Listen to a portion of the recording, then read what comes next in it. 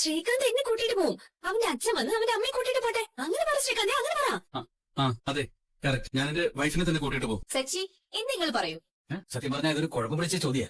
ഭാര്യയെ പോലെ തന്നെ അമ്മയും മുഖ്യമല്ലേ. ഒരാളെ അവിടെ നിർത്തി മറ്റൊരാളെ എങ്ങനെ കൂട്ടിട്ട് പോകാനാ? ഒരാളെ മാത്രമേ കൊണ്ടുപോകാൻ പറ്റുന്നുള്ള അവസ്ഥ വന്ന എന്ത് ചെയ്യും? എന്റെ ഭാര്യ നന്നായിട്ട് സ്കൂട്ടർ ഓടിക്കും. ഞാൻ സ്കൂട്ടർ അവൾക്ക് കൊടുത്തിട്ട് അമ്മയും കൂട്ടിട്ട് പോകും. എന്നിട്ട് ഞാൻ അവളെ വെയിറ്റ് ചെയ്ത് നിൽക്കും. എനിക്ക് അവളും അവൾക്ക് ഞാനും ഇല്ലാതെ ജീവിക്കാൻ പറ്റില്ല. അതുകൊണ്ട് ഉറപ്പായിട്ടും അവളെ സ്കൂട്ടർ എടുത്ത് എന്റെ അടുത്തേക്ക് വരും. നമുക്ക് ഭാര്യ വന്നെന്ന് കരുതി നമുക്ക് ജന്മം തന്ന അമ്മയെ മറക്കാൻ പറ്റില്ലല്ലോ. അടുത്ത ചോദ്യം, തൃപ്തികരമായിട്ടുള്ള ജീവിതത്തിന് എന്താ ചെയ്യേണ്ടത്? എന്താ അതിന്റെ അളവുകോൽ? ഇതിന്റെ ഉത്തരം പറയാൻ നിങ്ങൾക്ക് കുറച്ച് സമയം തരാം. നിങ്ങൾക്ക് നിങ്ങളുടെ പാർട്ട്ണറുമായി ഡിസ്കസ് ചെയ്ത ശേഷം ഉത്തരം പറഞ്ഞാൽ മതി. ഓക്കെ, അപ്പൊ അതുവരെ ചെറിയൊരു ബ്രേക്ക്. ശ്രുതി, ഇത് ഫൈനൽ റൗണ്ട് ആണല്ലോ. അപ്പോ ഈ ചോദ്യത്തിന് കറക്റ്റ് ആയിട്ട് ഉത്തരം പറഞ്ഞാൽ നമുക്ക് വിൻ ചെയ്യാൻ പറ്റും. നമുക്ക് ഇഷ്ടപ്പെട്ടതുപോലെ ജീവിക്കാൻ കഴിഞ്ഞാൽ ജീവിതത്തിൽ സാറ്റിസ്ഫാക്ഷൻ കിട്ടും. അങ്ങനെ പറഞ്ഞാലോ? അതൊന്നും പോരാ. അതിനേക്കാളും എന്തെങ്കിലും ഡിഫറെന്റ് ആയ ഒരു ആൻസർ പറയണം. അതായത് നമ്മുടെ ആൻസർ വെറൈറ്റി ആയിരിക്കണം. അമ്മയും വേണം ഭാര്യയും വേണമെന്ന് സച്ചി പറഞ്ഞില്ലേ? അവൻ അമ്മയോട് വല്ല സ്നേഹമുണ്ടോ? അതുപോലെ കള്ളക്കഥകൾ തട്ടിവിടണം. മറ്റുള്ളവർക്ക് വേണ്ടിയാണ് നമ്മൾ ജീവിക്കുന്നത്. നമ്മുടെ ചുറ്റുമുള്ളവർക്ക് എല്ലാവർക്കും നമ്മൾ നല്ലത് ചെയ്യും, അവരെ സഹായിക്കും. ഇങ്ങനെയൊക്കെ ചെയ്യുമ്പോഴാണ് നമുക്ക് ജീവിതത്തിൽ സാറ്റിസ്ഫാക്ഷൻ കിട്ടുന്നത് എന്നൊക്കെ അങ്ങ് തട്ടിവിടണം. അതുകൊണ്ട് നമ്മൾ അങ്ങനെയൊക്കെ പറയുമ്പോൾ നമുക്ക് ഓഡിയൻസിന്റെ ക്ലാപ്പും കിട്ടും, ജഡ്ജസിന്റെ മാർക്കും വീഴും. രേവതി, ഇതിപ്പോ എന്താ മറുപടി പറയാ? അതിപ്പോ ഈ തൃപ്തികരമായിട്ടുള്ള ജീവിതം എന്ന് പറഞ്ഞാൽ എന്താ? ഇപ്പൊ നമ്മൾ ജീവിക്കുന്നത് തന്നെ നമ്മൾ തൃപ്തിപരമായിട്ടല്ലേ ജീവിക്കുന്നത്. ശരിയാ. ഇനി ഇതിനെക്കുറിച്ച് കൂടുതൽ ആലോചിച്ച് കൂട്ടണ്ട. അവിടെ നിൽക്കുമ്പോൾ നമുക്ക് എന്ത് പറയാൻ തോന്നുന്നു അത് പറയാം.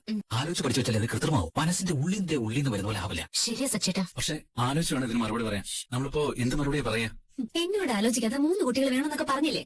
അതുപോലത്തെ മണ്ടത്തരങ്ങൾ ഇനി പറയരുത്. കറക്റ്റ് ആയിട്ട് ആലോചിച്ച് പഠിച്ച് വേണം മറുപടി പറയാൻ. നേരത്തെ ചോദിച്ച ചോദ്യത്തിനുള്ള മറുപടി പറയാൻ ഇവിടെ കണ്ടസ്റ്റൻസ് റെഡിയായി നിൽക്കുകയാണ്. ഓരോ ജോഡികളായി പറഞ്ഞോളൂ. ആരെ ഉപദ്രവിക്കാതെ അവരവരെ കാര്യം നോക്കി കഴിയണം. അപ്പോ തൃപ്തിയോടെ സന്തോഷത്തോടെയും ജീവിക്കാൻ സാധിക്കും. നമ്മൾ എങ്ങനെയെങ്കിലും കുറച്ച് കാശുണ്ടാക്കണം, പേരും പ്രശസ്തി നേടണം. എങ്കിൽ നമുക്ക് തൃപ്തിയോടെ ജീവിക്കാൻ പറ്റും. കാശ് തന്നെയാണ് പ്രധാനം. കൈ നിറയെ കാശുണ്ടായാൽ നമുക്ക് സന്തോഷകരമായ ജീവിതം നയിക്കാം. സർ, ഞങ്ങൾ കൂടുതലൊന്നും ആലോചിക്കാറില്ല. ഓരോ ദിവസം എൻജോയ് ചെയ്യണം, ജോളിയായിട്ട് നടക്കണം, ഇഷ്ടപ്പെട്ട സ്ഥലങ്ങളിലൊക്കെ പോണം, നല്ല ഭക്ഷണം കഴിക്കണം. ഇതാണ് സാറ്റിസ്ഫൈഡ് ആയ ലൈഫ്. ടേക്ക് ആണ് ഞങ്ങളുടെ പോളിസി. ഒന്നിനും കൂടുതൽ പ്രാധാന്യം കൊടുക്കാറില്ല. നമുക്ക് ഇഷ്ടമുള്ള പോലെ ജീവിക്കാം.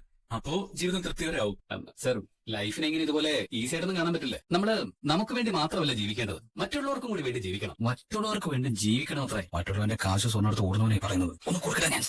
സച്ചിട്ട് വെറുതെ അടങ്ങിയിരിക്കുക. മറ്റുള്ളവരെ സഹായിക്കുമ്പോൾ കിട്ടുന്ന സന്തോഷം അതൊന്ന് വേറെ തന്നെയാണ് സാറേ, അല്ലേ? എന്റെ ഹസ്ബൻഡ് പറഞ്ഞതുപോലെ ചുറ്റുമുള്ള എല്ലാവരെയും നമ്മൾ സഹായിക്കണം, കൂടെയുള്ളവരെ നമ്മൾ നന്നായി നോക്കണം. നമ്മുടെ സന്തോഷം മറ്റുള്ളവരുമായിട്ട് ഷെയർ ചെയ്യണം. അതുപോലെ തന്നെയാണ് നമ്മുടെ കയ്യിലുള്ള സമ്പാദ്യവും. സമ്പത്തില്ലാത്തവർക്ക് അതിൽ നിന്ന് കുറച്ച് വീതിച്ച് കൊടുക്കണം. ഇങ്ങനെയൊക്കെ ചെയ്യുമ്പോഴാണ് ഞങ്ങൾക്ക് സാറ്റിസ്ഫാക്ഷൻ കിട്ടുന്നത്. സർ, നിങ്ങളുടെ ചോദ്യത്തിന് എനിക്ക് കൃത്യമായിട്ട് ഉത്തരം പറയാൻ പറ്റുമെന്ന് അറിയില്ല. ഒരു മനുഷ്യൻ എങ്ങനെ തൃപ്തി കിട്ടുക? ഭക്ഷണം കഴിക്കുമ്പോൾ വിശപ്പാണെങ്കിൽ മതി എന്ന് പറയും. വയറ് നിറഞ്ഞ സമയത്ത് ആരെങ്കിലും ബിരിയാണി കൊണ്ടുതന്നാ നമ്മൾ കഴിക്കും. ഇല്ല, നമുക്ക് ഇത്രയും മതി, ഇനി വേണ്ടാന്ന് പറയും. ഇക്കാര്യത്തിൽ മാത്രമേ നമ്മൾ മതിയെന്ന് പറയും. മറ്റൊന്നും നമുക്ക് മതിയാവില്ല. മനുഷ്യരെല്ലാവരും അങ്ങനെയാണ്. എത്ര കിട്ടിയാലും മതിയാവില്ല. മതി, വേണ്ട എന്ന് പറയാനുള്ള മനസ്സൊന്നും കാണിക്കില്ല. അതുപോലെ നമ്മൾ എന്തെങ്കിലും ആഗ്രഹിച്ച് നേടിയാ അവിടെ കൊണ്ട് നിൽക്കില്ല. വീണ്ടും മറ്റൊരു ആഗ്രഹം പൊട്ടിമുളയ്ക്കുകയും ചെയ്യും. നമുക്ക് ആഗ്രഹങ്ങൾ ഇങ്ങനെ കൂടിക്കൊണ്ടേയിരിക്കും. ആ ആഗ്രഹങ്ങൾ സാധിക്കാൻ വേണ്ടി നമ്മൾ പിന്നെയും അധ്വാനിച്ചുകൊണ്ടേയിരിക്കും. ചെറിയ ചെറിയ കാര്യങ്ങളിൽ പോലും നമ്മൾ സന്തോഷം കണ്ടെത്താൻ കഴിയാൻ. ഉള്ളതുകൊണ്ട് ഓണം പോലെ എന്നൊക്കെ പറയാറില്ലേ? ഉള്ളതിൽ സന്തോഷം കണ്ടെത്തുമ്പോ ജീവിതം തൃപ്തികരമാവും. എന്റെ ഭാര്യ നിർത്താതെ പൂ കിട്ടും, ഞാൻ നിർത്താതെ വണ്ടി ഓടിക്കും. പിന്നെ ഞങ്ങളുടെ ജീവിതം നന്നായിട്ട് ഓടിക്കൊണ്ടിരിക്കുന്നു. അത് വലിയ ഭാഗ്യമല്ലേ? ഞങ്ങൾ ഈ ജീവിതത്തിൽ തൃപ്തരാണ്. നിങ്ങൾ തമ്മിൽ വഴക്കടിച്ച ആരാ ആദ്യം സോറി പറയാ? വഴക്ക് കൂടിയാ ശ്രീകാന്ത് എന്നോട് സോറി പറയും. കാരണം എപ്പോഴും ശ്രീകാന്തിന്റെ ഭാഗത്തായിരിക്കും തെറ്റ്. ഞാൻ സോറി പറയാൻ വേണ്ടി അവൾ വെയിറ്റ് ചെയ്യും. അവൾ ചെയ്ത തെറ്റ് ഒരിക്കലും അംഗീകരിക്കുകയില്ല. എങ്ങനെയെങ്കിലും കോംപ്രമൈസ് ആവട്ടെ എന്ന് വിചാരിച്ച് ഞാൻ ചെന്ന് സമാധാനിപ്പിച്ച് സോറി പറയും. ഇവളുടെ വായിന്ന് സോറി എന്നൊരു വാക്കേ വരില്ല. എങ്ങനെ? ഞങ്ങൾ രണ്ടുപേരും ഇതുവരെ സോറി എന്നൊരു വാക്ക് പോലും ഉപയോഗിച്ചിട്ടില്ല. കാരണം ഞങ്ങൾ രണ്ടുപേരും ഇതുവരെ വഴക്ക് കൂടിയിട്ടില്ല. അതെ സർ, ഞങ്ങള് പരസ്പരം വിട്ടുകൊടുത്ത് കഴിയുന്നില്ല. ഇങ്ങനെ സർ, ഞങ്ങൾക്കിടയിൽ വലിയൊരു അണ്ടർസ്റ്റാൻഡിംഗ് ഉണ്ട്. എന്റെ മനസ്സെന്താണെന്ന് സുധിക്ക് നന്നായിട്ട് അറിയാം. അതുപോലെ സുധിയുടെ മനസ്സെന്താണെന്ന് എനിക്കറിയാം. അതുകൊണ്ട് തന്നെ ഞങ്ങൾക്കിടയിൽ വഴക്കുണ്ടാവാറില്ല. ഇതുവരെ ഉണ്ടായിട്ടില്ല. ഞങ്ങളുടെ നാട്ടില് ഏറ്റവും കൂടുതൽ വഴക്കടിച്ച ഭാര്യ ഭർത്താക്കന്മാരാണെന്ന് ചോദിച്ചാൽ എല്ലാവരും പറയും സച്ചിൻ രേവതിയാണെന്ന്. ആ റെക്കോർഡ് എന്തായാലും ഞങ്ങളുടെ പേരില്ല. പിന്നെ വഴക്കടിക്കുമെങ്കിലും ഞങ്ങൾ അങ്ങോട്ടും ഇങ്ങോട്ട് സോറി കീറിയെന്നൊന്നും പറയാറില്ല. സുധി, നീ കണ്ടോ, ഇവരൊന്നും ജയിക്കില്ല. നമ്മൾ തന്നെയായിരിക്കും വിന്നർ. നീ നോക്കിക്കോ. ഭാര്യയും ഭർത്താവും ആയ അവർക്കിടയിലൊക്കെ വഴക്കുണ്ടാവും. ഞാൻ സോറി പറയാറൊന്നുമില്ല. പക്ഷെ പകരം ഞങ്ങൾക്ക് ഹലുവ വാങ്ങിക്കൊണ്ട് കൊടുക്കേ. ഇടയ്ക്കൊക്കെ മുല്ലപ്പൂമാലയും വാങ്ങിക്കൊണ്ട് കൊടുക്കാറുണ്ട്. പൂ വിൽക്കുന്നവർക്ക് ഞാൻ വേറെ സ്ഥലത്തുനിന്ന് പൂ വാങ്ങിച്ചു കൊടുക്കുന്നത് മോശമല്ലേ? അതുകൊണ്ട് ഇപ്പൊ വാങ്ങിക്കൊടുക്കാറില്ല. മാത്രമല്ല ഇവിടെ കൈക്ക് എപ്പോഴും പൂവിന്റെ വാസനയാണ്. പിന്നെ പോവാൻ കൊടുക്കേണ്ട ആവശ്യമില്ല. ഞാനും ഇദ്ദേഹത്തോട് സോറി ഒന്നും പറയാറില്ല. വഴക്കൂടിയാ ഞാൻ അന്ന് തന്നെ ഇദ്ദേഹത്തിന് ഇഷ്ടപ്പെട്ട ഭക്ഷണം ഉണ്ടാക്കി കൊടുക്കും. അപ്പൊ ഇദ്ദേഹത്തിന്റെ പിണക്കവും മാറും. ഭാര്യ ഭർത്താക്കന്മാർക്കിടയിൽ വഴക്കുണ്ടാവുന്നത് സാധാരണ. മിക്കവാറും അത് മറ്റുള്ളവര് കാരണമായിരിക്കും. എന്തായാലും പരസ്പരം അത് സംസാരിച്ച് തീർക്കാൻ പറ്റുന്നതേ ഉള്ളൂ. ഞങ്ങൾക്കിടയിൽ വഴക്കുണ്ടാവാറുണ്ട്, ഞങ്ങൾ പിണങ്ങാറുണ്ട്. പക്ഷേ അത് ഞാൻ കിട്ടുന്ന പൂമാല പോലെയാ. ഒരേ ഒരു ദിവസം കൊണ്ട് അത് വാടിപ്പോവും. രേവതി പറഞ്ഞാണ് കറക്റ്റ്. സോ കോമ്പറ്റീഷൻ ഇവിടെ അവസാനിച്ചിരിക്കുകയാണ്. ഇനി റിസൾട്ടിനുള്ള സമയമാണ്. എല്ലാ കണ്ടസ്റ്റന്റ്സും നല്ല പെർഫോമൻസ് ആണ് കാഴ്ചവെച്ചിരിക്കുന്നത്.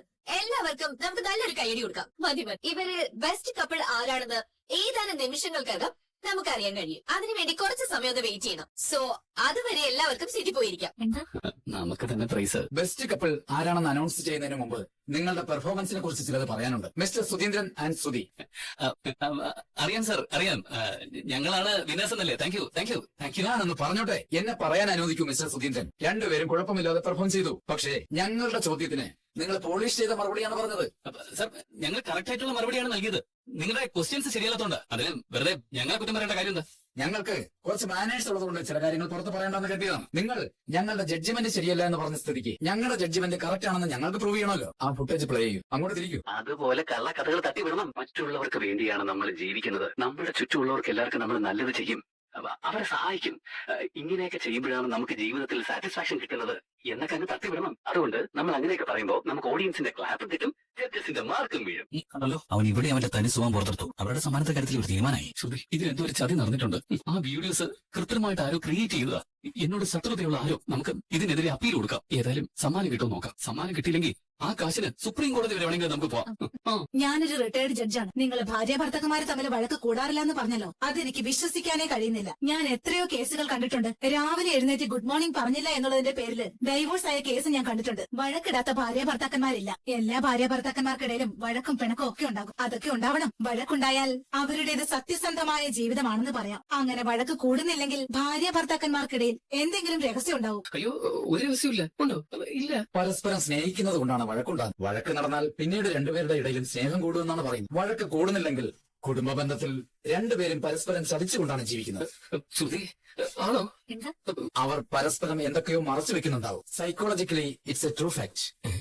ശ്രുതി, സൈക്കോളജിയിലുണ്ടെന്ന്. ഇവിടെ വന്ന് ഞങ്ങളുടെ മുന്നിൽ പോലും വഴക്കടിച്ചവരാണ് ശ്രീകാന്തും വർഷയും. അത് സാരമില്ല, അതിലൊരു നിഷ്കളങ്കതയുണ്ട്. അതാണ് അവർ മുന്നും പിന്നും നോക്കാതെ ഇവിടെ തന്നെ വഴക്കിട്ടത്. ആ അത് ശരിയാ. അവരെപ്പോഴും അങ്ങനെ തന്നെയല്ലേ. അവരിപ്പോഴും ഭാര്യ ഭർത്താക്കന്മാരായിട്ടില്ല. അവര് ഫ്രണ്ട്സ് ആണ്. മെച്യൂരിറ്റി വരുന്നതേ ഉള്ളൂ. ഇതൊക്കെ പറഞ്ഞെങ്കിലും നിങ്ങൾ നല്ല കപ്പിൾസ് ആണ് കേട്ടോ. എന്തിനാ ചിരിക്കുന്നത്? Thank you sir. മാരേജ് കഴിഞ്ഞാലും ലവേഴ്സ് ആയിട്ട് ഇരിക്കണമെന്ന് ഞങ്ങൾ തീരുമാനിച്ചിരുന്നു. ഞങ്ങൾ അങ്ങനെ തന്നെ കഴിയുന്നതും. ഇപ്പൊ സാറും അത് പറഞ്ഞു. ഞങ്ങൾ ഹാപ്പിയാണ് സർ. സച്ചി രേവതിയും നല്ല ജോഡിയാണ്. നിഷ്കളങ്കമായ അവരുടെ മനസ്സ് ഞങ്ങൾക്കിവിടെ കാണാൻ കഴിഞ്ഞു. നമ്മളെ പറ്റിയ ഹൃദയത്തിൽ നിന്നാണ് അവരുടെ വാക്കുകൾ വന്നത്. അവർ സംസാരിച്ചപ്പോഴും ഞങ്ങളുടെ ചോദ്യങ്ങൾക്ക് മറുപടി പറഞ്ഞപ്പോഴും അതിൽ കള്ളത്തരം ഉണ്ടായിരുന്നില്ല. എന്താണ് നിങ്ങളുടെ ടാലന്റ് എന്ന് ചോദിച്ചപ്പോ രേവതി പകച്ചു നിന്നു. അവൾ നന്നായി മാല കെട്ടുമെന്ന് പറഞ്ഞത് സച്ചിയാണ്. അവൾ മാല കെട്ടുമ്പോ പരിസരം മറന്ന സച്ചി കൈയടിച്ചും വിസിലടിച്ചും പ്രോത്സാഹിപ്പിച്ചു. തന്റെ കഴിവിനെ മതിക്കുന്ന, തന്നെ സപ്പോർട്ട് ചെയ്യുന്ന ഒരു ഭർത്താവിനെയാണ് ഏത് ഭാര്യ ആഗ്രഹിക്കുക. അങ്ങനെ ഒരു ഭർത്താവാണ് സച്ചി. രേവതി സച്ചിയെ കുറിച്ച് പറയുമ്പോൾ സച്ചിയുടെ കുറവുകളും പറഞ്ഞു. സച്ചി ആദ്യം കണ്ടപ്പോൾ റൌഡിയാണെന്ന് കരുതി. കുടിക്കാൻ ഇത്ര കാശ് ചെലവാക്കുന്നു എന്നൊക്കെ പറഞ്ഞു. സാധാരണ ഇത്തരം വേദികളിൽ ഇതാരും പറയാറില്ല. പക്ഷേ രേവതി നിഷ്കളങ്കമായി സത്യം പറഞ്ഞു. അതിന് കാരണം അത് സച്ചിയുടെ കുറവായി കാണുന്നില്ല എന്നുള്ളതാണ്. അതിനേക്കാളും അപ്പുറം സച്ചിയുടെ സ്നേഹത്തെയാണ് അവൾ കാണുന്നത്. ഭാര്യ ഭർത്താക്കന്മാർക്കിടയിൽ സ്നേഹവും മനപ്പുറത്തും ഒക്കെ വേണം. വിട്ടുവീഴ്ച ചെയ്യുകയും പരസ്പരം പൊറുക്കുകയും വേണം. ഇതെല്ലാം ഇവർക്കിടയിലുണ്ടെന്ന് ഇവരുടെ സംസാരത്തിൽ നിന്ന് മനസ്സിലായി. വളരെ സന്തോഷകരമായ, തൃപ്തികരമായ ജീവിതമാണ് ഇവരുടേത്. പങ്കെടുത്ത മറ്റു ജോഡികളും കുഴപ്പമൊന്നുമില്ല. എല്ലാവരും നല്ല രീതിക്ക് തന്നെ പെർഫോം ചെയ്തു. നിങ്ങൾ എല്ലാവരും ആകാംക്ഷയോടെ കാത്തിരിക്കുന്ന ഈ കോമ്പറ്റീഷൻ റിസൾട്ട് ഞാൻ അനൗൺസ് ചെയ്യാൻ പോവുകയാണ്. ബെസ്റ്റ് കപ്പിൾസ് ആയി തിരഞ്ഞെടുത്തിരിക്കുന്നത് Sachi and Revathi. Congratulation Sachi and Revathi. വിന്നേഴ്സിനുള്ള മൊമെന്റോയും 1,00,000 രൂപ ക്യാഷ് പ്രൈസും ഏറ്റുവാങ്ങാനായി സച്ചിയും രേവതിയും സ്റ്റേജിലേക്ക് ക്ഷണിക്കുന്നു. Let's give them a big round of applause. Congratulations Sachi and Revathi. Congrats. Thank you, sir. Thank you. മൊമെന്റോയും ക്യാഷ് പ്രൈസും നൽകുവാനായി എംപറർ ക്ലബിന്റെ പ്രസിഡന്റ് ഡോക്ടർ വേണുഗോപാൽ സാറിനെ ഞാൻ ഈ വേദിയിലേക്ക് ഹാർദമായി സ്വാഗതം ചെയ്യുന്നു.